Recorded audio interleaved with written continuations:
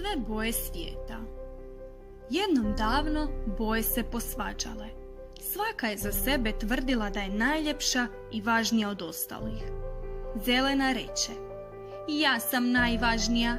Izabrale su me trave i drveće, šume i livade.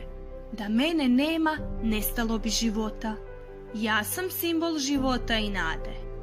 Plava reče: ja sam boja neba i mora, boja vode, a voda je izvor života. Ja sam simbol mira i vedrine. Žuta boja reče: ma ja sam najljepša.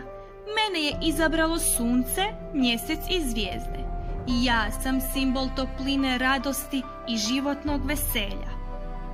Narančasta boja reče: kad ja ispunim nebo u zoru ili u suton, ljude toliko opija moja ljepota da vas više nitko ni ne primjećuje. Ja sam boja snage i zdravoga života.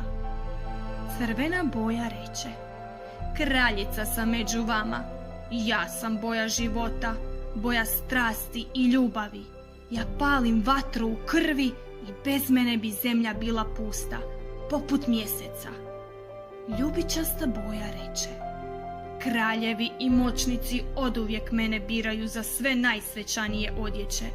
Ja sam simbol vlasti i mudrosti.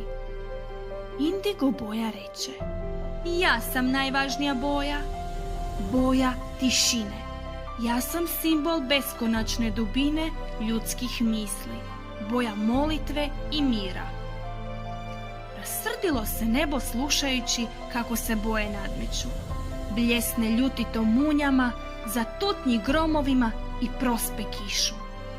A kiša reče: ni jedna od vas, ma koliko blistava bila, nije dovoljna da bi svijet bio lijep. Za ljepotu ste potrebne sve zajedno. Gledajući dugu na nebu, ljudi će naučiti cijeniti jedni druge i živjet će u miru.